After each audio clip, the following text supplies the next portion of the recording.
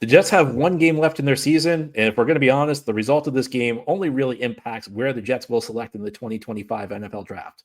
Which draft prospect should Jets fans be rooting to land? I have some thoughts today on Locked On Jets.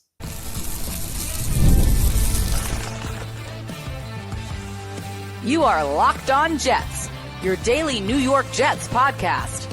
Part of the Locked On Podcast Network, your team every day. Welcome. This is the Locked On Jets podcast, part of the Locked On Podcast Network, your team every day. A very happy new year to you. It is Wednesday, January 1st, 2025, and I'm your host, John B. from GettingGreenNation.com. Thank you so much for making the show your first listener, first watch every day. Big shout out to you every dayers. This is a daily podcast covering the New York Jets with new episodes each day through the week, Monday through Friday. And today, our episode is brought to you by FanDuel. You can get a big return on FanDuel this season. New customers can place a $5 bet. You get started with $250 in bonus bets if you win your first $5 bet. Visit FanDuel.com to get started. Happy New Year to you. I think many Jets fans are happy to turn the calendar from 2024 to 2025. Although we're still not done with the 2024 season. We have one game left. But to celebrate the new year, let's do our weekly mailbag. Each Wednesday, we try to do a mailbag with listener questions. Thanks so much to everybody who sent in questions. Let's begin with a question about this game on Sunday. With the Jets playing at 425, we should have a good idea where the team will pick in the 2025 NFL Draft and what impact a win or a loss will have on their selection. Are there any amount of slots the Jets could drop that would cause you to root for a loss?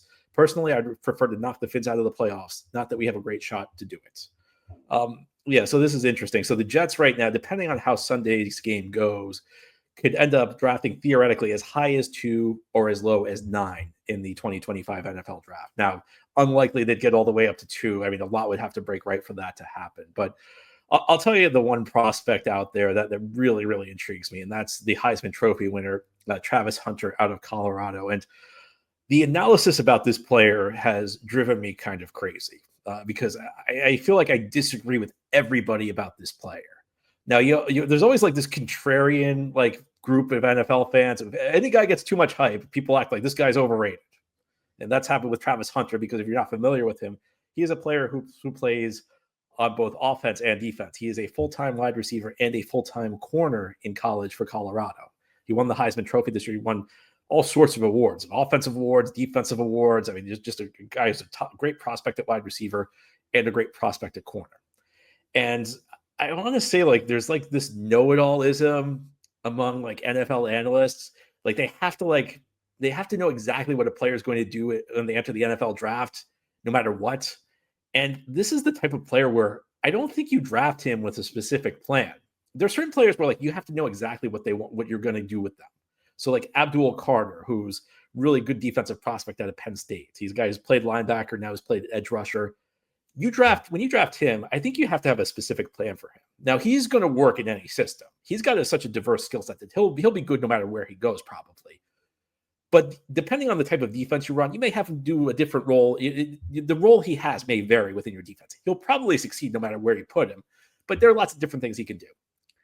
Travis Hunter is the type of prospect I don't think you go in with preconceived notions, because I see some people saying, well, he's not going to be able to play both sides in the pros.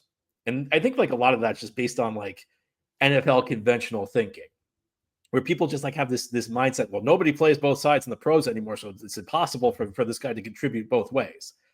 And then there are other people who say that, like, oh, he's going to just play corner, or he's going to just play wide receiver.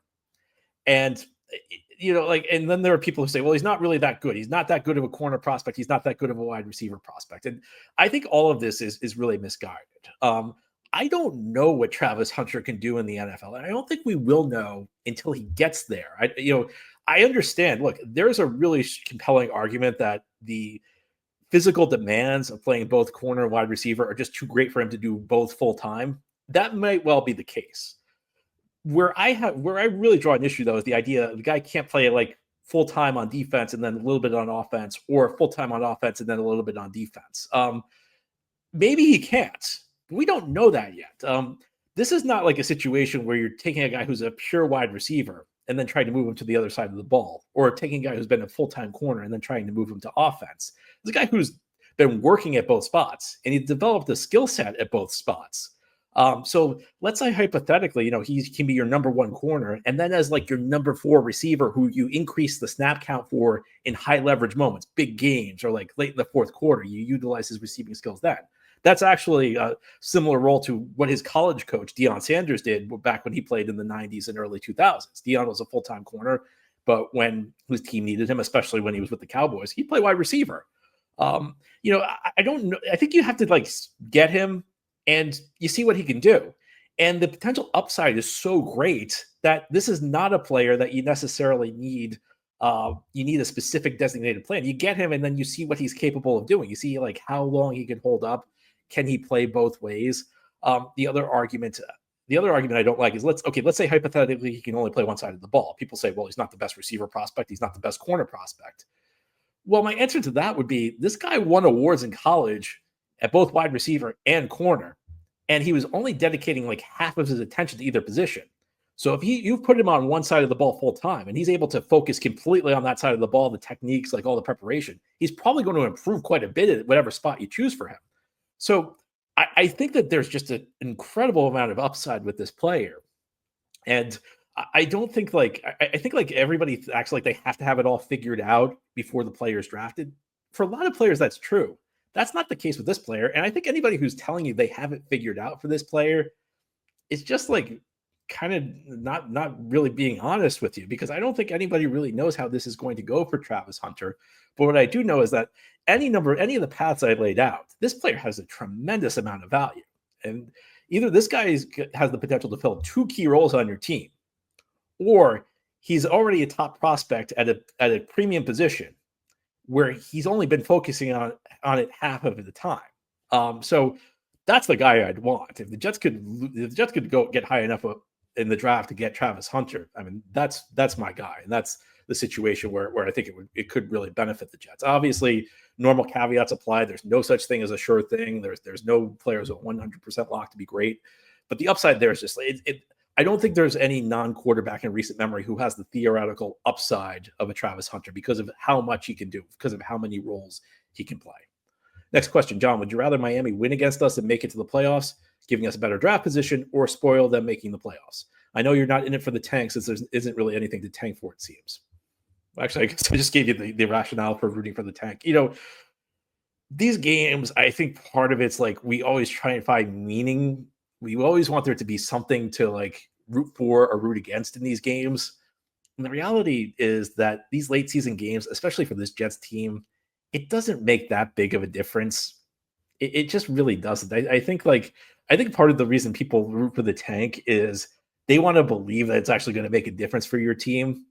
And most of the time, like, it doesn't really matter whether you win or lose these games. You're not in, like, some people root for it because they say we're building a culture. And almost every time that's not the case. Like, you can count on one hand probably in the last 20 years the number of times a team parlayed a late season winning streak and built momentum, and that momentum carried into the next season. I mean, Detroit 2 years ago is the only team that comes to the top of my mind, is the team that like finished the season strong, and then that was them building something, because the Lions took their 2022 late season surge into a 2023 where they won a division title and almost went to the Super Bowl, and that momentum's continued into this season. Outside of that, like, it's a full off season. Momentum stalls after you stop playing for a couple of months. What I generally root for in these games, and again, Travis Hunter could change the equation, is I want to see the Jets, like, if the Jets win, I want them to play well. I want it to be like last year when they beat Houston in December, where they dominated the Houston Texans, where that was a legitimately good win. I don't want it to be like a game like New England or Washington late last season where they won, but they didn't play well. And really the reason they won is that New England and Washington were just worse. Generally speaking, that's what I want. But, as much as I just said, I want Travis Hunter, there are going to be a lot of good prospects available no matter where the Jets pick. I just don't think it matters that much. So I don't feel that passionately about how this will end. So we'll, I think this season will end and this game will be very forgettable. That's really where I fall. Now, here on the Locked On Jets podcast, we'll turn our attention to the future, because that's really where the importance of the Jets' future. That's really the important thing for the Jets, not the specific game. Jets have some key decisions to make in the offseason. One of them might be about their talented young receiver. Give you some thoughts on that as we continue here on this Wednesday edition of Locked On Jets. Today's episode of Locked On Jets is brought to you by FanDuel. The NFL playoffs are almost here. Of course, the Jets won't be in them, but it's not too late to get in on the regular season action with FanDuel, America's #1 sportsbook. Because right now, new customers can finish the season strong with $250 in bonus bets if your first $5 bet wins. FanDuel has so many ways for you to pick up a W. Not only can you bet on who will win a game, but FanDuel also has bets for which players will score a touchdown, how many points each team will score, and so much more. So, it's a bad season for the Jets. They are underdogs in Week 18 against the Miami Dolphins, but there are so many ways to get in on the action in FanDuel. So even if you don't want to bet against the Jets, you can head on over there. Just visit FanDuel.com to join today. That's FanDuel.com for your chance at $250 in bonus bets. Make every moment more with FanDuel, an official sportsbook partner of the National Football League. Thank you so much for making Locked On Jets your first listener, first watch every day. Big shout out to you every day, as this is a daily podcast covering the New York Jets with new episodes each day through the week, Monday through Friday. Let's continue now with our weekly mailbag. Our next question comes from Michael. John, what a frustrating season. Much has been made recently of the situation regarding the future of Garrett Wilson and whether or not he will be with the Jets. How the Jets will handle this situation will have huge ramifications, but Wilson does not seem to have any leverage. Unless I am reading this incorrectly, he is signed through 2025 with a fifth-year option for 2026. So if the Jets want him to stay in 2025, he must. It would seem reckless to consider trading such a star in his prime years. Is all this media buzz about a potential trade with Wilson theoretical, or would the Jets actually entertain offers? Well, without knowing who the GM is, we can't really say what the Jets will do going forward because whoever is hired will ultimately decide that, and we don't know who that's going to be. So your read on the situation is correct from the standpoint that Garrett Wilson is signed through 2025. This year, the Jets will need to decide whether to pick up a team option for 2026 because he's a first-round pick. And if you're not familiar with the way rookie contracts work, rookies' first-round picks get 4-year contracts, but the team has a team option for the fifth year. So the Jets can decide whether to pick that up. And you decide whether you pick that up in the offseason between the player's third and fourth season. And this is a no-brainer. The Jets will pick up this option. There's really no reason for the Jets not to pick up the option, and that means that the Jets will have Garrett Wilson under contract for 2 more years. I think how they handle this though is something that depends on a few factors. There have become a lot of rumblings about Garrett Wilson being unhappy. The old expression where there's smoke, there's fire. Garrett Wilson has not explicitly said anything, but man, there's just so much from people hearing stuff behind the scenes with Garrett. And I guess it's kind of common sense because if you were Garrett Wilson, you'd probably be pretty frustrated too. The team has lost all 3 years you've been here. You've played well.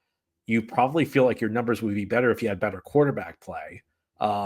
And recently there's been rumblings that he's frustrated because Devontae Adams is now the #1 option. Aaron Rodgers isn't looking to him enough. And if you look, Garrett's one of the league leaders in targets. So I don't know if that's actually true, but I think that might just be frustration from other aspects spilling over. Is Garrett Wilson getting enough targets? Garrett Wilson's getting as many targets as any player in the NFL. But I think I think when you're hearing Garrett Wilson's frustrated with the number of targets he's getting, it's not really about the targets. It's just about other stuff. And that's just a way to explain why you're frustrated, even if it's technically not accurate.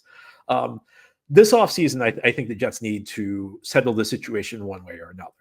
And I think the Jets top priority should be giving Garrett a long-term extension. And this is something I've talked a lot about in the past, but in the NFL, the salary cap over the long run goes up.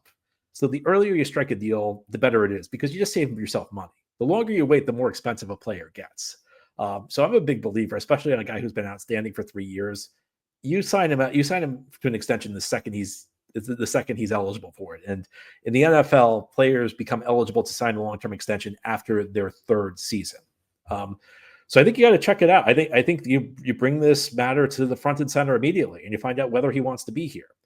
Because sometimes a player's frustrated, and then you give him that big contract, and that soothes over a lot of issues. You make Garrett Wilson a very wealthy man. He might be frustrated with what's happened so far this season, but somebody's going to be very happy if he's making, $30 million a year.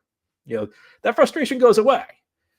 And if he's not willing to take that, this is the offseason you look to deal with. And that would not be my first choice. But if he doesn't want to be here long term, this is the year where you can maximize your value because he still has 2 years under contract. And when we talk about trading a player, how much trade value does a player have? Their contract really matters. Unless you're Woody Johnson, you don't want to give up a lot for a guy in the final year of his contract because then you got to re-sign him. You got to spend a lot of money to re-sign him, or you lose him. If you run the risk of losing him, you don't want to give up a lot. Again, unless you're Woody Johnson. So this is the moment where his value is never going to be higher because the first year he's under contract for 2 more years. That first year is pretty cheap relative to what he provides. So he's going to bring back, he will never bring back more in a trade than he will this offseason. So I think the Jets need to resolve this one way or another. And the preference should be to re-sign Garrett Wilson long-term. And if he's not willing to take a long-term deal now, I don't know why you would expect that to change. He either wants to be here or he doesn't. If the only obstacle is giving him a long-term contract, then give him a long-term contract and keep him. If not, and this is not my top choice, I do not want to trade Garrett Wilson. But if it comes down to it, and he just does not want to be here, then I think, and I'm not saying that this will be the case. I think he'll take the long-term deal. But if he doesn't want to be here, then I think you got to move on. Then I think you got to just maximize him, get what you can while his value is as high as possible. And that's what happened when the Jets with Jamal Adams 4 years ago. And the Jets ended up trading him and getting a draft pick that turned into Garrett Wilson, and along with the draft pick that turned into Elijah Vera Tucker. So, and if the Jets had waited longer with Jamal Adams, they would not have gotten as much for him because it was the same situation. He was in his third year, under 2 more years of team control. One of them was cheap.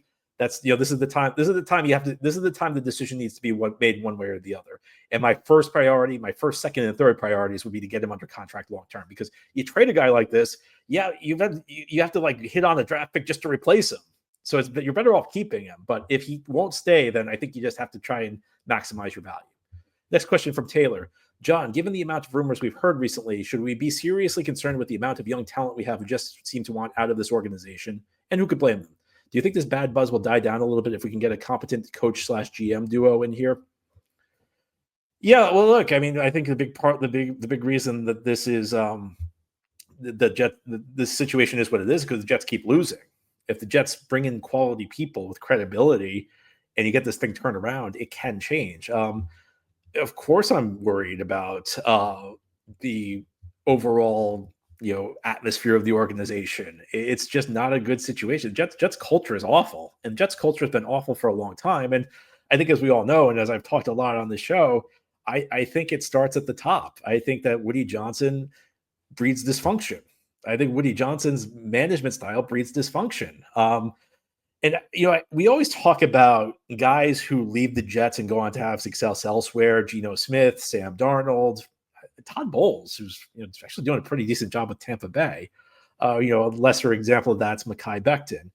And we always talk about, well, we need better coaching, especially the players. You always hear, well, they're getting better coaching away from the Jets. And I think there's truth to that. One thing I think we kind of forget, though, is the overall culture of dysfunction doesn't usually lead to top performances. I mean, I think everybody's been in a work situation where their office was kind of dysfunctional.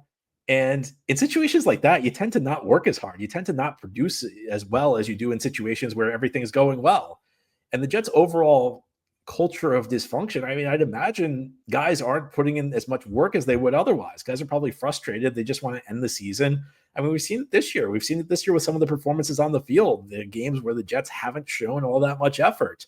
I think there's something to the idea that, you don't maximize performance because guys don't want to be here because it's just a very bad atmosphere. So guys aren't working quite as hard as they would in a better situation. The only way that changes is to win. And the only way to win is the team has to be run better. And that starts at the top. The owner's got to just cool it. The owner's got to stop with this nonsense that he pulls nonstop. But big part of that equation is hiring the right people, which is something the owner has not done a very good job at. So yeah, look, I think that when you are on a stretch where you've missed the playoffs 14 straight years, and 13 of those years have either been 500 or below that, it's no surprise that the culture is this bad. Now, here on the Locked On Jets podcast, we'll talk about somebody who was part of the team's past and somebody who may be interviewing for the team's head coaching job. We'll talk about Rex Ryan and some thoughts on him as we continue here on this Wednesday edition of Locked On Jets. Today's episode of Locked On Jets is brought to you by Prize Picks. It's playoff time, and if you're like me, you want to make the most of these final weeks of football action. That's where Prize Picks comes in. If you love football and want a chance to win real money while watching the games, Prize Picks is the place for you. It's the best place to turn your sports opinions into cash with daily fantasy player projections. With Prize Picks, you simply pick more or less on player stats like total passing yards or rushing touchdowns for a shot to win up to 1,000 times your money. You can make your picks in less than 60 seconds, and whether you're looking for a flex play to boost your payout or want to cash out quickly, Prize Picks has got you covered. With over 10 million members and billions of winnings, it's clear that people are loving this platform. Here's a special offer for Locked On NFL listeners. Download the app today and use code Locked On NFL to get $50 instantly after you play your first $5 lineup. That's Prize Picks. Again, a special offer for Locked On NFL listeners. Download the app today and use code Locked On NFL. It's one word with no space, LOCKEDON NFL to get $50 instantly after your first $5 lineup. Download the app today. Prize Picks. Run your game. This is the Locked On Jets podcast here on this Wednesday. We're doing our weekly mailbag show. Very happy New Year to you. Our next question is about Rex Ryan. John, why would the Jets want to interview Rex Ryan? This is a controversial topic because Rex Ryan has a very special place in the hearts of many Jets fans, including my own. I love what Rex did the first 2 years here. I think, though, this is a case, especially with Woody Johnson. It's almost like, like idealizing your ex and forgetting the reasons you broke up in the first place. Because like the last time the Jets were good, Rex Ryan was the head coach. So very easy to romanticize that era and think, well, Rex was successful the last time we were good.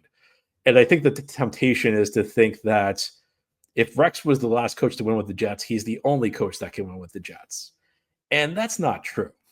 And just because Rex Ryan built a team that won in 2009 and 2010, that doesn't mean that he'll necessarily build a winner going forward, because he hasn't coached at any level in any job in 8 years. He hasn't had a winning season. His winning record, his playoff drought is as long as the Jets. The last time he was in the playoffs as a coach, head coach or assistant coach, was 2010 also. So it's not like Rex has gone across the league and had a bunch of winning seasons. He hasn't. His last winning season was in 2010. And if you look at the performances of a defense since 2010, they really haven't been good. And defense is Rex's calling card. But I think it's like one of those things that maybe it's kind of natural. Maybe it's, I don't want to play armchair psychologist here, but I think it's human nature when things aren't going so well to think back to the last time things were going well and maybe kind of reach for that. Now, of course, like when people talk about Rex's success, they kind of leave out the last 4 years. Things did not go as well. And this bad stretch, well, the start of that was Rex's last 4 years. And a stat that I brought up before on this show is everybody always talks about Robert Saleh. And one of the worst stats Robert Saleh has was that in 56 games as Jets head coach, he lost by double digits 19 times. Well, in Rex Ryan's last 56 games as Jets head coach, they lost by double digits 21 times. And, people say, well, Rex's teams always showed fight. Well, that's an example that they didn't. And I remember 2013 and 2014, like every other week, the Jets were getting annihilated. The Jets looked as listless as they did this past Sunday in Buffalo. And like the other aspect of this is I really believe you have to look forward. You can't look to the past. I think there's a real danger to focusing exclusively on nostalgia in something like this. Every great member of the Jets at one point did not have ties to the team. Joe Klecko didn't have ties to the Jets before they drafted him. Bill Parcells did not have ties to the Jets before he became head coach. Rex Ryan's a little different because his father was part of the Super Bowl staff, but he had not worked for the Jets in the past. I don't think having ties to the Jets in the past necessarily makes you the best coach going forward. I think there's a coach out there who maybe hasn't worked for the Jets before, but can be really good for this team. And I think there's a danger to being insular. I think there's a danger to looking back because the situation that existed in 2009 when Rex Ryan was hired as Jets head coach doesn't exist anymore. Rex inherited a team that had a lot of veteran leadership and a team that was maybe pushed a little bit too hard by Eric Mangini. A coach like Rex, who came in kind of freewheeling, who kind of let the guys do what they wanted, who let the guys self-police, he was the perfect coach for that particular team. I don't think Rex is the kind of guy you want to oversee a total rebuild project. I don't think Rex is the type of coach you want to have to reboot a team. I think for 2009, for a ready-made team like the Jets had, Rex was the ideal candidate. And those situations aren't going to repeat themselves because the situation the Jets are in right now is very different from the one Rex inherited in 2009. I think his skill set was perfect for that particular team. And he was also not out of practice. He was in practice in 2009. He was coming off a very successful run as Ravens defensive coordinator. The current Rex has been on TV for 8 years. He hasn't run a team. He's out of practice. There's been a lot that's happened in the NFL. There's a lot that's changed schematically. There's a lot that's changed about the way teams are run. There's a lot that's changed about player evaluation. A lot of training methods have changed. A lot has changed on offense, which was never Rex's forte when he was here. So, I understand why people want Rex back, but I think that this would be a really, really poor decision. I don't even see why you would interview him at this point. I mean, are the Bears going to interview Lovie Smith for their head coaching job? Because I think Lovie kind of has a similar standing in the Bears organization to what Rex has. There's a lot of overlap between the two of them. You can't look back. I think you've got to look forward, and I think that's what the Jets should do. Anyway, that's all for today's episode. This has been the Locked On Jets podcast, part of the Locked On Podcast Network. Your team every day is our motto. As always, if you enjoy the show, hit the subscribe button where you're watching or listening so that you'll never miss an episode. If you enjoy the show and are listening on a podcast source, give it a 5-star review. And if you're watching on YouTube and enjoy the show, give this episode a big thumbs up. Helps us out, helps other Jets fans find the podcast. Happy New Year again. Enjoy your New Year's Day. We'll be back tomorrow to talk more Jets.